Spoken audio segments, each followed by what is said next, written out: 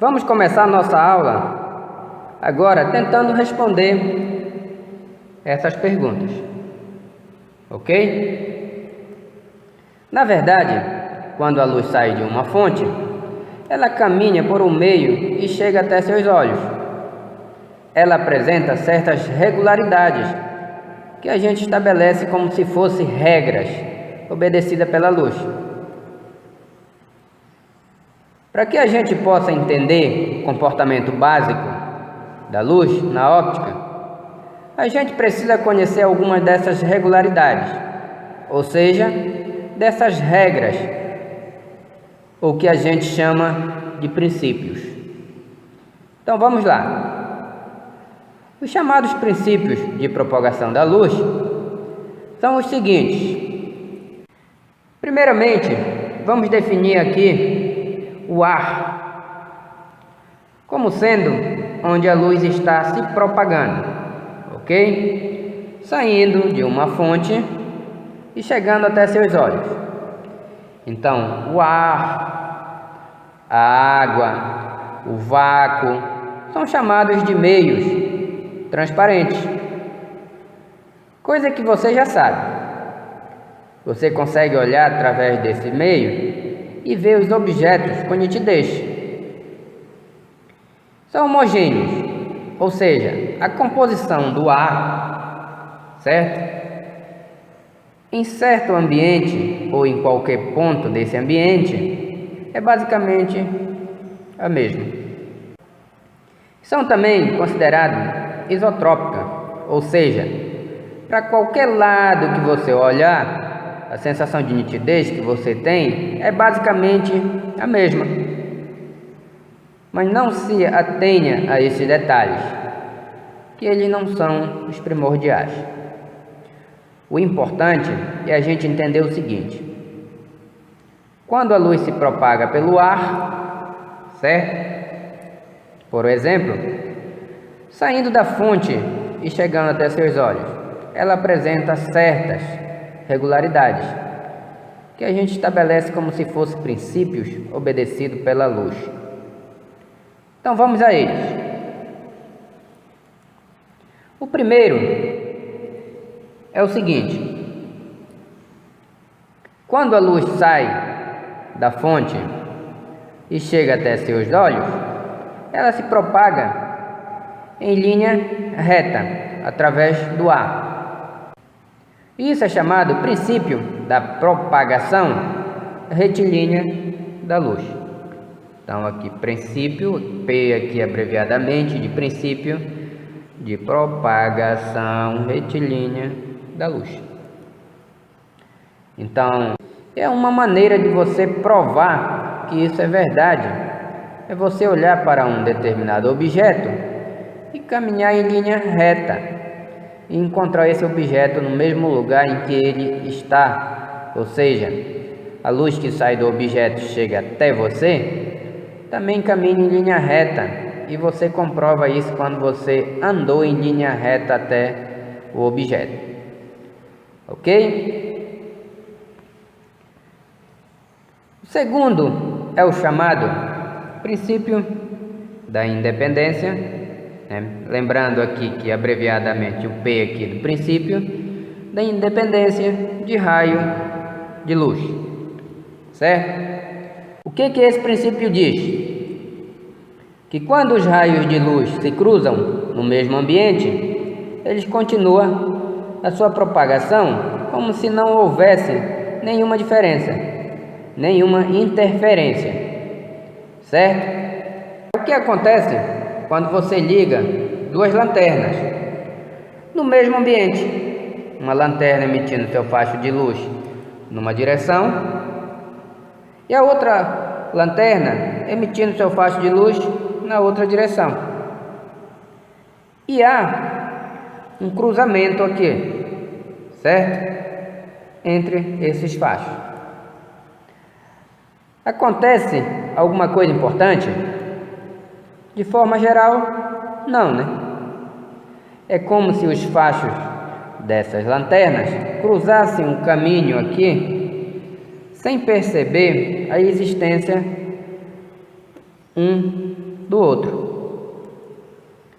Uma maneira de você observar isso no dia a dia é quando você tem 4 pessoas conversando frente a frente e você consegue enxergar a pessoa que está à sua frente, sem que a luz que saia das outras pessoas cruzam na sua frente e atrapalhe a sua visão. Vamos ver aqui um terceiro princípio, que é o princípio da reversibilidade, ok? O que diz o princípio da reversibilidade? Que é capaz de ir, certo? De ir e vir pelo mesmo caminho, ao mesmo tempo. Então, o princípio da reversibilidade diz que é capaz de ir e vir pelo mesmo caminho ao mesmo tempo, certo? Ou seja, como é que a gente pode demonstrar isso na prática? Se você está olhando nos olhos de uma pessoa, a pessoa também está olhando nos seus olhos. Afinal de contas, a luz sai de você e vai para a pessoa e ela te vê, ou a luz sai da pessoa e vai para você e você a vê. As duas coisas simultaneamente. Isso quer dizer que quando você está olhando no espelho e está vendo os olhos de alguém, você não tenha dúvida que esse alguém também está olhando para você e vendo seus olhos, ok? Pois bem, vamos falar então de alguns fenômenos simples, básicos, que acontecem com a luz quando ela atinge uma superfície. Então aqui, fenômenos básicos que ocorrem com a luz. Aqui nós já desenhamos uma superfície, certo? E agora vamos dizer que um conjunto de raios de luz está chegando nessa superfície, aqui, certo? Então aqui um conjunto de raios de luz chegando aqui nessa superfície, vindo de uma fonte. Então vamos usar aquela notação de raio de luz. São 6 raios de luz aqui. 1, 2, 3, 4, 5, 6, certo? Não se esqueça de desenhar a setinha aqui indicando o sentido de propagação dessa luz.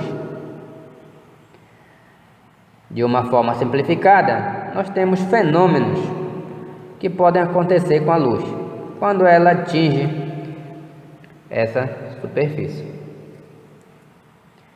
Uma parte da luz pode incidir na superfície, aqui, certo? E voltar ao meio de origem, ok? Então, uma parte dessa luz incidiu aqui nessa superfície e voltou ao meio de origem, ok? Como assim? A gente vai dizer que essa superfície separa o meio A, certo? Do meio B. Suponha, por exemplo, que aqui em cima, no meio A, seja o ar, certo? E aqui embaixo da superfície seja a água. Só para identificar e diferenciar esses dois meios. Então, meio A, o ar, e meio B, a água. Então, uma parte dessa luz pode voltar ao meio de origem, que foi o que aconteceu aqui, certo? E essa luz que está voltando ao meio de origem, a gente diz que ela está passando ou está causando um fenômeno aqui de reflexão, certo? Então aqui nós temos um fenômeno de reflexão. é quando a luz incidente em uma superfície retorna ao meio de origem, ok? Mas uma parte dessa luz pode acabar atravessando essa superfície aqui. Então uma parte dessa luz que foi emitida aqui atravessou a superfície, atravessou o meio A para o meio B, certo? Então ela atravessou aqui a superfície de separação, beleza? E mudando seu meio de propagação aqui, ok? Nesse caso, essa luz que muda de meio de propagação, ela está experienciando um fenômeno que a gente chama de refração, certo?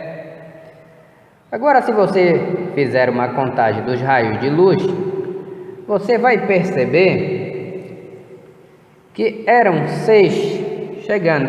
1, 2, 3, 4, 5, 6 raios chegando, tá? 3 voltaram na reflexão para o meio de origem, certo? 2 passaram aqui na refração. Isso quer dizer que está faltando um raio, e eu deixei claro que é esse raio aqui, certo? E essa luz, ela aparentemente desaparece aqui. Agora a luz, na verdade, é uma forma de energia. Então, se a luz desapareceu aqui, é porque essa luz foi transformada em outra forma de energia. Normalmente, quando a energia na forma de luz atinge uma superfície, como essa aqui, por exemplo, ela é transformada, normalmente, o que a gente observa é a geração de calor numa superfície, certo? Ou seja, a energia luminosa aqui foi transformada em energia térmica, certo? E esse fenômeno aqui é chamado de absorção, ok? Mas que fique registrado que não é sempre assim. A energia luminosa não é sempre transformada em energia térmica. Ela pode ser transformada em energia elétrica, pode ser transformada em outra forma de energia também. Mas essa energia térmica é bastante comum. Você já reparou que quando você deixa um objeto exposto ao sol, por exemplo, depois de um certo tempo, ele aquece. Então, uma parte de energia luminosa é transformada em energia térmica, causando o aquecimento desse corpo, no fenômeno chamado aqui de absorção, certo? É importante destacar também que esses 3 fenômenos podem acontecer simultaneamente. Se você colocar um vidro exposto ao sol, você vai ver reflexo, ou seja, é a reflexão. Você vai conseguir enxergar através dele, é a refração. E ele também vai passar por um certo aquecimento, que é a absorção. Agora, dependendo da superfície ou do objeto, pode ser que a reflexão se destaque muito mais do que a refração e a absorção. Então, nesse caso, nós temos as chamadas superfícies espelhadas. Ou então a refração se destaque muito mais do que a reflexão e absorção. Então a gente tem as superfícies refrativas. Ou então a absorção se destaque muito mais do que os outros dois. Então a gente tem a superfície que absorve muita luz. Tá bom? Então tem mais um exercício aí para você praticar. Até mais.